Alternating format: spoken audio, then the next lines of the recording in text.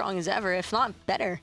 Honestly, I think everyone around this Team Obey Alliance, specifically looking at Jelly and Mifflin, those two frontliners make it pretty easy for this backline hunter to make that comfortable transition. And that's exactly what you want to happen every single time. If you have a team that you know you can rely on and trust, because Manser, it's not like he's completely new to the team. He's somebody who's been with this squad since the start for the most part as their sub. So now that he's just getting to play in the actual limelight himself, I think that he's really just enjoying the time there. Well, he's learned and grown from the dark, but now it's time for him to shine in this set against Strictly Business, because this last set, he was played Chronos, both of them. Not the greatest performance, needs to kind of step it up if he wants to allow his team to get into that world's contention here, especially for DreamHack Valencia. Speaking of stepping it up, it seems as though Strictly Business want to take on the action with Osiris in that solo lane, I'd imagine. We have seen it flex baked into the jungle thanks to Mifflin himself, but on the side of Strictly Business, I'd imagine that's solo lane all day long. I'm not surprised here. You know, you ban the Bellona, you take the Osiris, it's just easy 1, 2, 3-step maneuvering. Fafnir going to have some objective control for Strictly Business.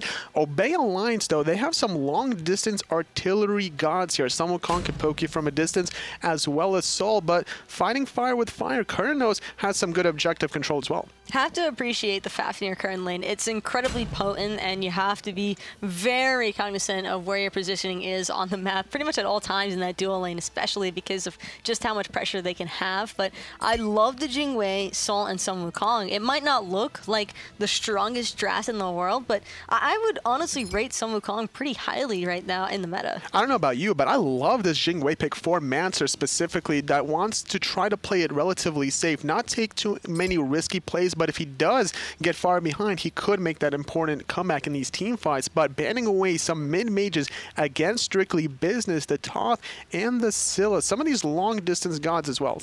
It's just interesting because you have Delta Marine, who I guess you kind of just trust to be able to play whatever his team feels like. And I mean, he's got the Soul already locked in, so I know they're feeling confident with him on that. But showing that he won't need to worry about those big burst all-in gods, which is, I think, what Strictly Business is looking for, especially when they're throwing a Nemesis up on the board. But before the Nemesis, it was Obey Alliance taking this Erlong Shen. PB and Jelly likes to play warriors every now and then, and these kinds of early rotations from such a warrior is going to find some easy poke potentially for Sol, especially if he decides to build into that Shogun's Kusari, just amplifying everyone's attack speed.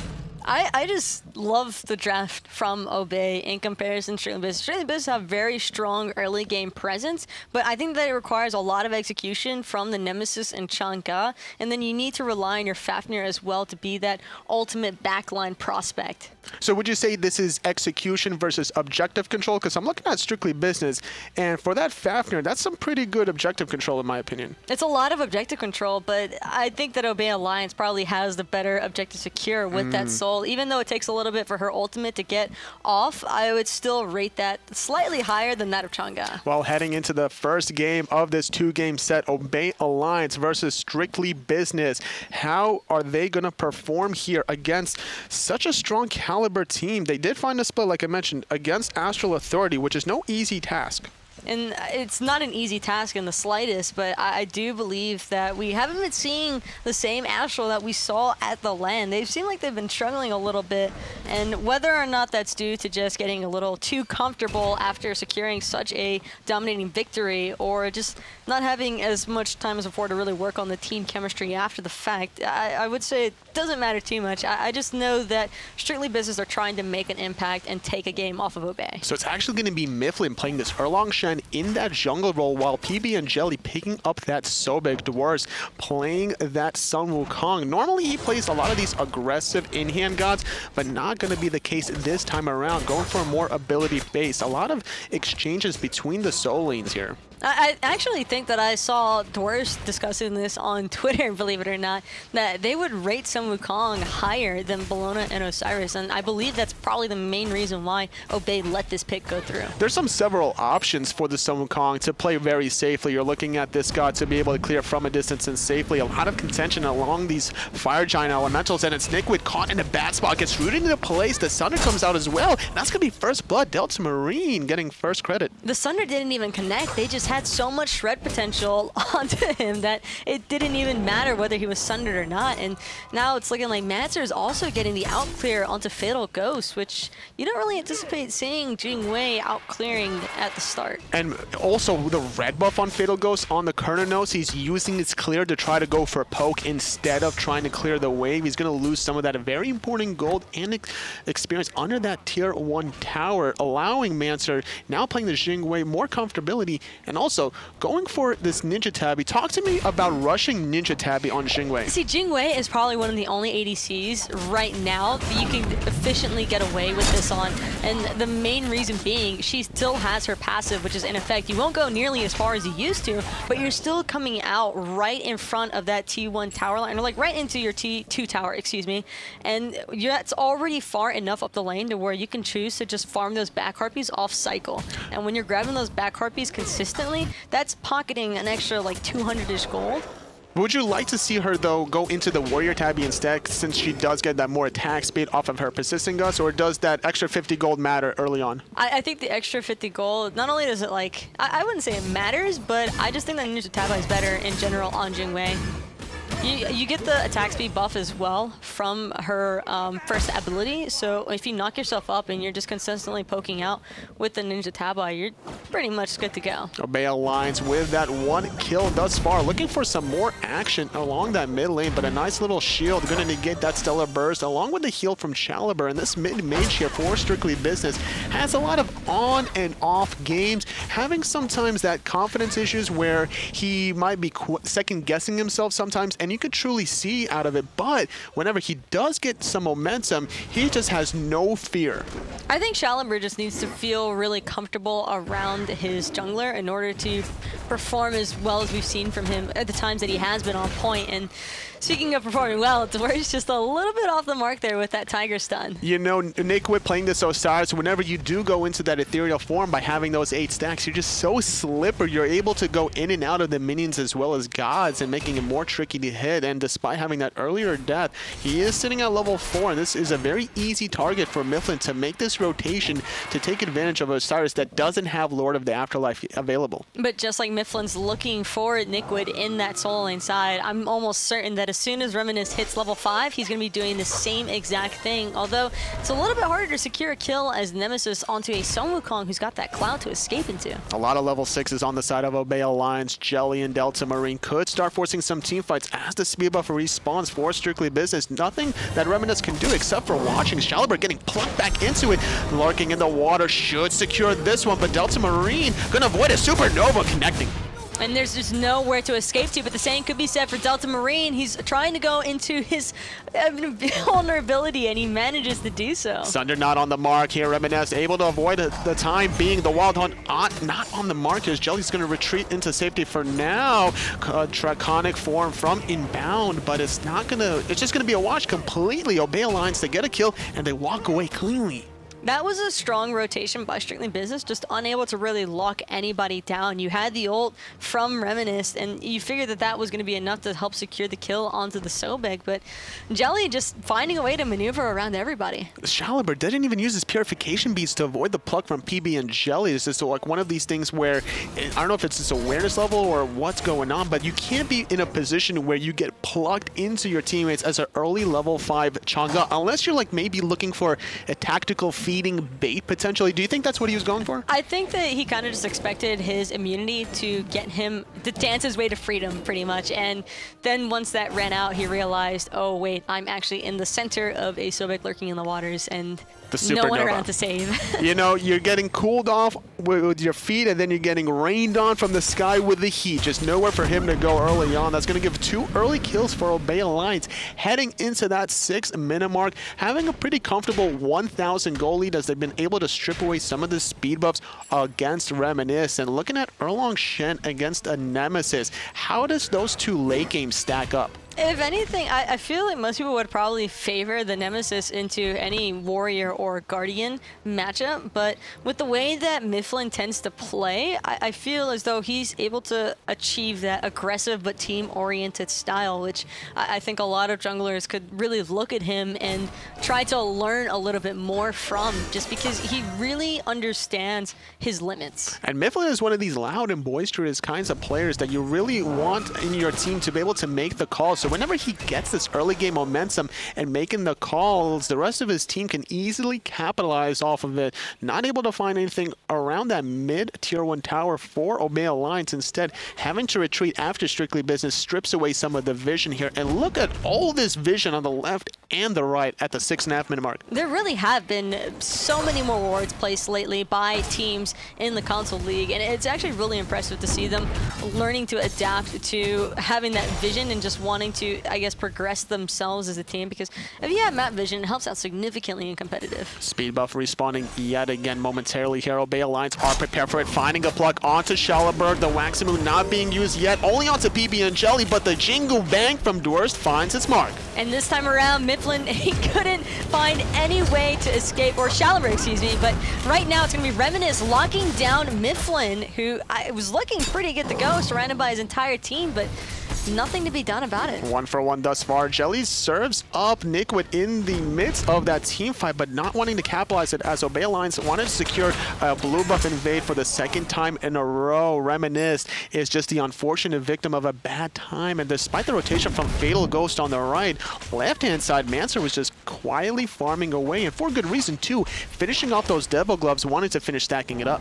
And he's in a very nice spot right now, already having the Ninja Tableye and 36 stacks. Like, right around the 40 stack mark is usually where you have that little bit of a power boost from the Devos. Plus, he's working on the Ickfall already, and he's not behind in the slightest. There hasn't been any ganks placed into his lane, which you can't really gank a Jingwei. Now, the Jingwei needs to be punished somehow, and you're not going to find it unless her defensive relics are not available. But having the Aegis instead of the Purification beads, because the fact that Reminisce is relying heavily on that ultimate to strip away your health and your protections, takes away some of your movement speed as well. But with Jingwei having that ultimate for CC immunity, she doesn't really need that Purification early on. Not at all, especially like you said, the ultimate is just the ultimate getting out of jail free card. It's so good, and there's really nothing you can do as you watch a Jingwei kind of just fly away. And goes through walls as well in the mid lane. Obey Alliance just still looking to farm it up here. Gold Fury hasn't been flirted with by either team quite yet, instead electing to go for some of these buffs.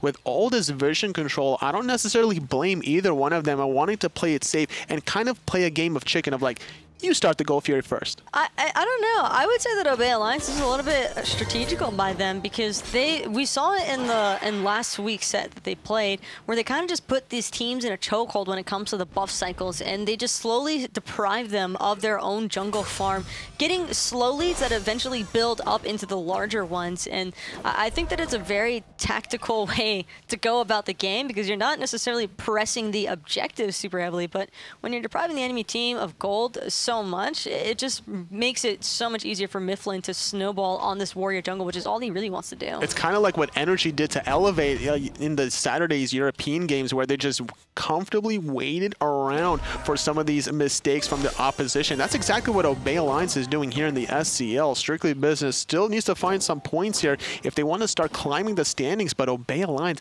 they've been looking so dominant all across the board. Despite losing Air Cougar here, Mancer72 has filled that role comfortably. He's just allowing Mifflin and Jelly to control the front line early pacing.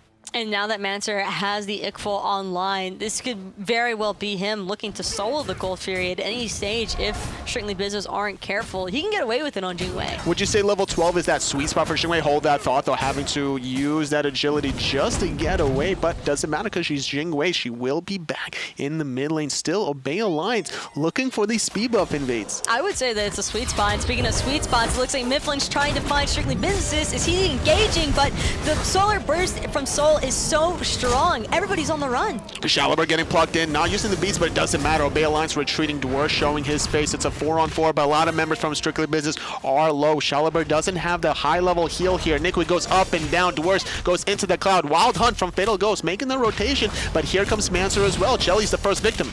And now it's Dwarves on the backline, still trying to handle Shaliber with his decoy, but it doesn't matter. That's enough to deter Strictly Business to back off. And the 1-for-3 exchange, plus the buff yet again. I don't know about you, Taco, but I'm looking at the mid matchup here. There's a 2-level disparity from Delta Marine. They're really forcing these team fights, I feel like, because Chang'e is not the level that she needs to be to start sustaining her team. It's not even just the level Chang'e needs to be to start sustaining the team. It's just Shaliber can't really do nearly as much damage as Delta Marine. Delta Marine has the comfortable ranged poke. We talked about it when we saw the Soul Pit go through in the picks and banning stage.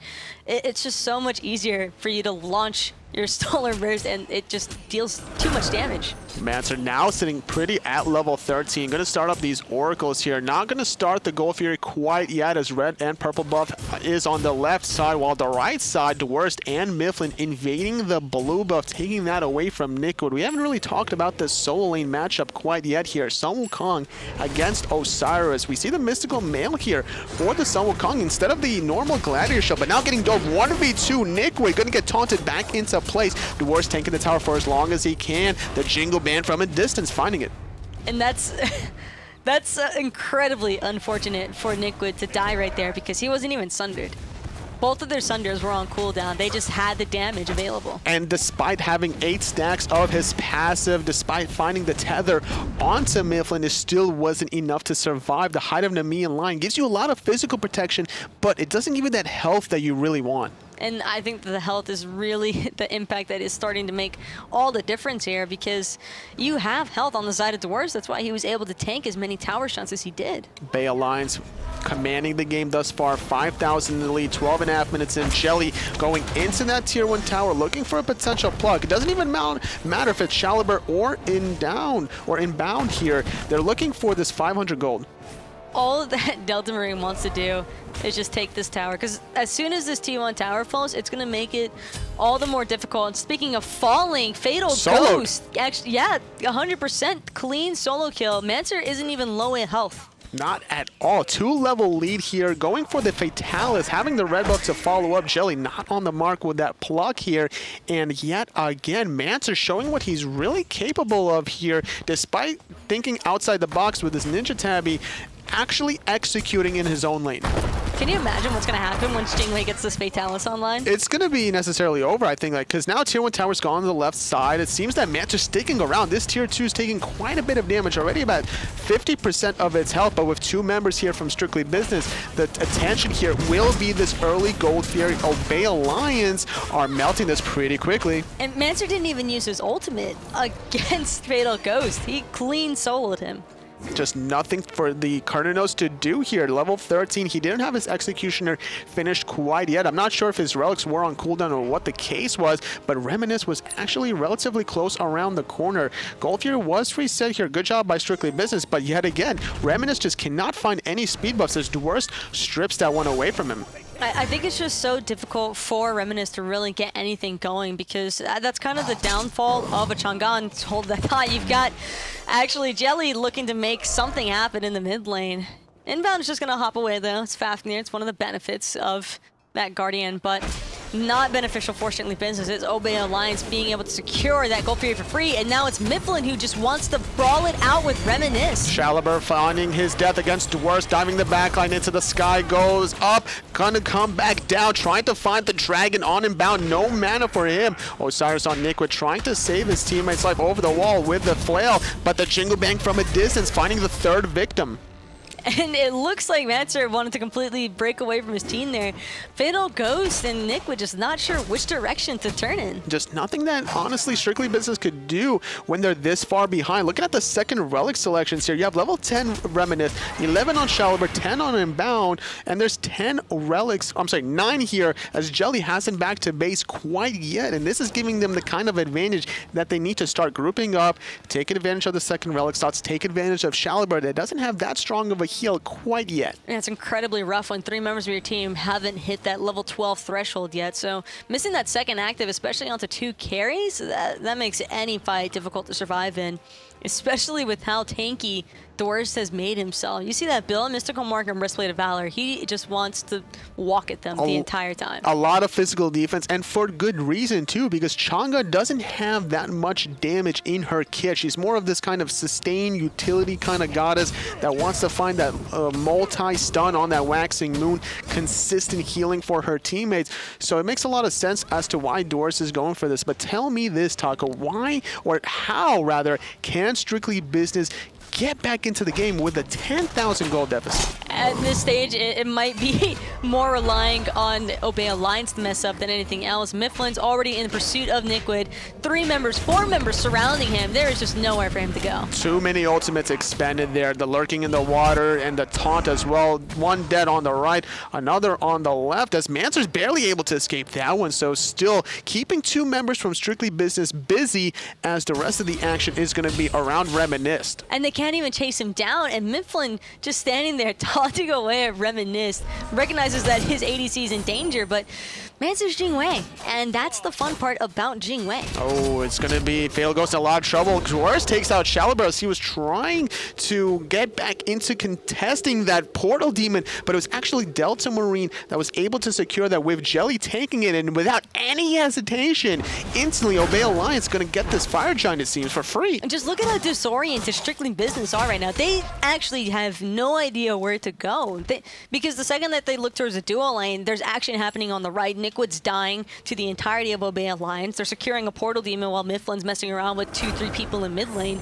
It just seems as though they're just so uncertain, but... Oh my god, Reminisce just got 2-shot completely. Nickwood's going to get deleted as well. These are 2 early picks here. Obey Alliance grouping up with their Fire Giant, just going to get this tier 2 tower for free. And if you're Strictly Business, what are the comms like? What do you think they're talking about heading into game number 2? I think they just need to be talking about their drafting, maybe focusing a little bit more on the early game stage and having some more pressure in that mid lane. I just think that the Chang'e wasn't able to provide as much pressure, but they put a lot of a beat down onto Mifflin.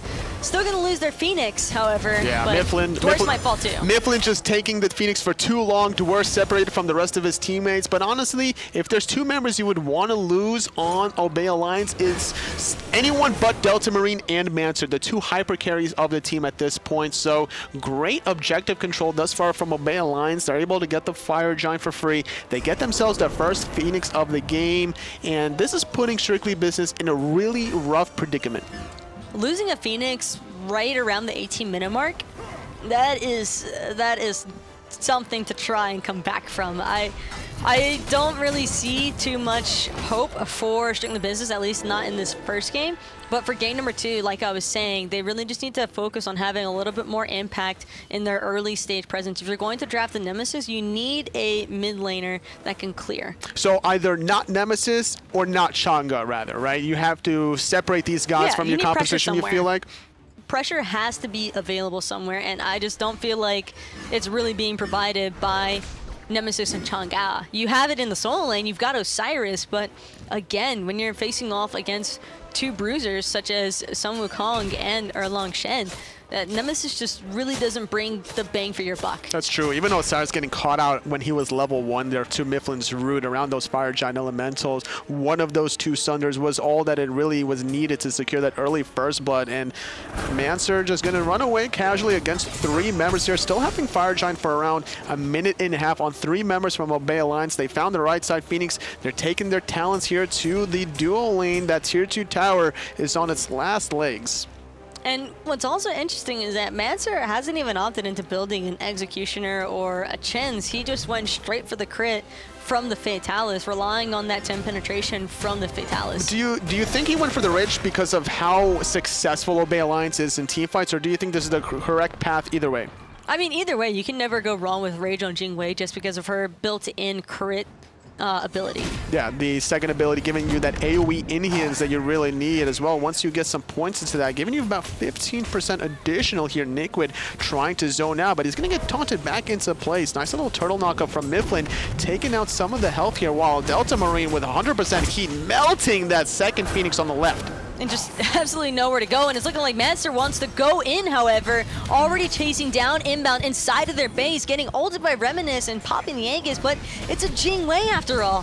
He'll be just fine. Mid Phoenix can't get touched here. They have to go through that tier 2 tower first. Girdle means go forward, strictly business, but it's actually Obey Alliance that's able to still stay relevant in the team fight. Utilize that sustain that they have from the Fire Giant, lurking in the water being used here. Jelly trying to help him peel for his backline. Supernova as well, having to retreat. Is this 2 squishies here? Still in a lot of trouble here. Nickwood, though, not wanting to really chase this one down.